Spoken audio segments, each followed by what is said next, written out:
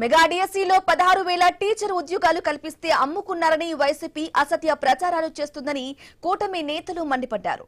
అసత్య ప్రచారం మానుకుంటే వచ్చే ఎన్నికల్లో ప్రజలే బుద్ధి చెబుతారని హెచ్చరిస్తున్న ఎమ్మెల్సీ పేరేబత్తుల రాజశేఖర్ తో మా ప్రతినిధి Rajesh face to face. 2025 mega డిఎస్సీలు అవకతవకలు జరిగాయంటూ కూడా ప్రతిపక్ష నేతలంతా కూడా ఆరోపించే పరిస్థితి కనబడుతుంది. ఇటువంటి నేపథ్యంలో ఈ మెగా డిఎస్సీ రద్దు చేయాలి అంటూ కూడా వారు ఆరోపిస్తున్న దానికి తిప్పుకొట్టే విధంగా కూడా కూటమి నేతలకు సంబంధించి ఉభయ గోదావరి జిల్లాల పట్టభద్రుల ఎమ్మెల్సీ పేరాబత్తుల రాజశేఖర్ ఆధ్వర్యంలో కూడా ఈరోజు టీచర్లు అలాగే స్టూడెంట్స్ ఆధ్వర్యంలో కూడా ఎవరైతే విజయం సాధించారో వారి ఆధ్వర్యంలో కూడా ఈరోజు ఆత్మీయ సమావేశం కూడా నిర్వహించారో అయితే ప్రస్తుతం వద్ద ఎవరైతే ఎమ్మెల్సీ పేరాబత్తుల రాజశేఖర్ వారిని అడిగి మరింత సమాచారం అడిగే ప్రయత్నం కూడా చేద్దాం. సార్ చెప్పండి, ఈరోజు మెగా డిఎస్సీ సంబంధించి ఈ సోషల్ మీడియాలో వైసీపీ నేతలు ప్రధానంగా ఆరోపిస్తున్నారు. అంటే ఈ డిఎస్సీలో అవకతవకలు జరిగినాయి, డబ్బులు ఇచ్చి పోస్టులు వేయించారని చెప్పి ఒక అవకతవకలు జరుగుతున్నాయి. దాంతో కూడా ఆడియో కార్డ్ రికార్డ్స్ కూడా బయటకు వచ్చినాయని చెప్తున్నారు. అసలు దాన్ని ఏ రకంగా చూడవచ్చు? చాలా దురదృష్టం అండి. ఎందుకంటే కూటమి ప్రభుత్వం వచ్చిన తర్వాత ఇది సీఎం గారు మొదటి సంతకం పెట్టిన మెగా డిఎస్సీ చాలా ప్రెస్టేజ్గా ఎక్కడా కూడా అవతావకలు లేకుండా కోర్టు కేసులు ఎన్నో ఈ ప్రతిపక్షం చాలా కోర్టు కేసులు వేస్తే అన్నీ కూడా క్లియర్ చేసుకుని స్వల్ప వ్యవధిలో మరి లోకేష్ గారు విద్యాశాఖ మంత్రిగా ఆయన ఎంతో ప్రెస్టేజ్గా తీసుకుని మెగా డిఎస్సీ నిర్వహించడం సక్సెస్ఫుల్గా ఎక్కడా కూడా చిన్న అవినీతి లేకుండా రికమెండేషన్లు కానీ డబ్బు కానీ అధికారం దుర్వినియోగం కానీ జరగకుండా అర్హులైన ప్రతిభావంతులందరికీ కూడా ఈ పోస్టులు రావడం జరిగింది. వాళ్ళు ఎంతో హ్యాపీగా ఉన్న తరుణంలో, ఎందుకంటే సుమారు 8 సంవత్సరాల నుంచి ఒక డిఎస్సీ కూడా పిలవలేదు ఈ కూటమి గత ప్రభుత్వంలో.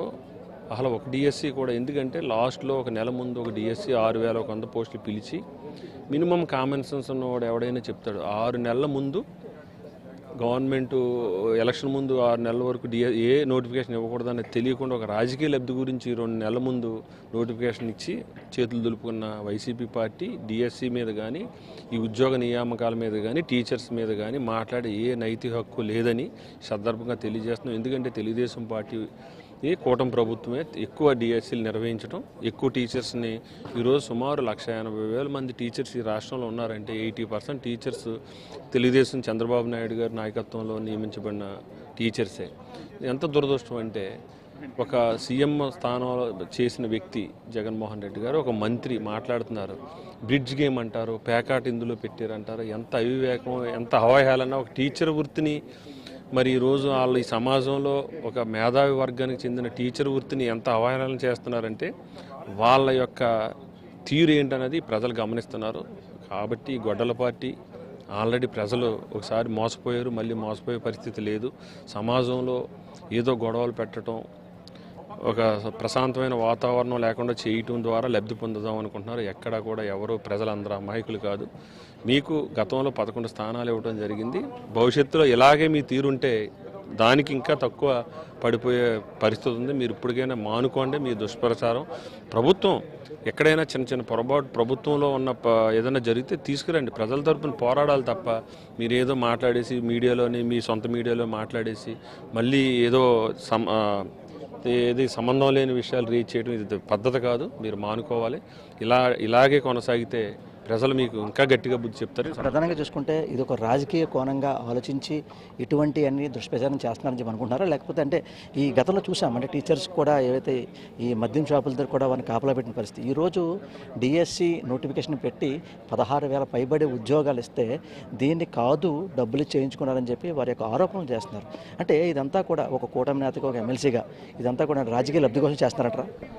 రాజకీయ లబ్ధి గురించి చేసినా పర్వాలేదు, అలాగైనా కూడా మనం పోలేదు పొలిటికల్ పార్టీ ఏదో ఒక లబ్ధి పొందాలనుకోవడం తప్పు కాదు. ఇది మరీ దారుణం కదండి. ఒక టీచర్స్ని వాళ్ళు కరోనా టైంలో మనందరం చూసాం, బ్రాందీ షాపుల దగ్గర పెట్టిన దుర్మార్గమైన పరిస్థితి. అదేవిధంగా మనం ఏదైనా లక్కుల గురించి పోరాడితే ఏదో ఒక టెర్రరిస్టులోనో ఒక సంఘ విద్రోహ శక్తుల మాదిరిగా హౌస్ నిర్బంధం చేసి వాళ్ళ మీద కేసులు పెట్టిన వైసీపీ పార్టీ వాళ్ళు ఈరోజు టీచర్స్ గురించి మాట్లాడే ఎక్కడా నైతిక హక్కు లేదు. ఈ కూటమి ప్రభుత్వం ఫ్రెండ్లీ ప్రభుత్వం, ఉద్యోగుల పక్షపాతి.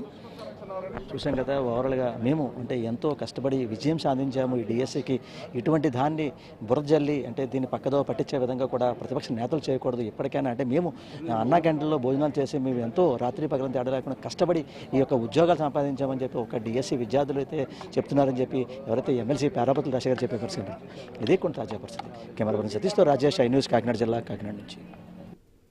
గ్రామాలలో తిరుగుతూ అభివృద్ధి చేయలేదేమోనని మాట్లాడడం సరికాదని కొవ్వూరు ఎమ్మెల్యే వేమిరెడ్డి ప్రశాంతిరెడ్డిపై మాజీ ఎమ్మెల్యే నల్లపరెడ్డి ప్రసన్నకుమార్ రెడ్డి మండిపడ్డారు. ప్రశాంతిరెడ్డి రేణికుంటలో మెస్సుతో పాటు తట్టల వ్యాపారం చేశారేమోనని విమర్శించారు. 2 నెలల్లో తాము చేసిన అభివృద్ధి ఏమిటో ప్రజలకు చెప్పుకోవాలని సూచించారు. తమ ప్రభుత్వంలో నిర్మించిన సచివాలయాల ముందు సభలు పెట్టి మాట్లాడుతూ అభివృద్ధి చేయలేదని మాట్లాడడం మంచిది కాదన్నారు నల్లపరెడ్డి ప్రసన్నకుమార్ రెడ్డి. మీరేం చేశారు ఈ 2 సంవత్సరాల్లో? ఆ ఊరే పోయినప్పుడు చెప్పుకోమ్మా ప్రశాంతమ్మ. గత ప్రభుత్వంలో ఏమీ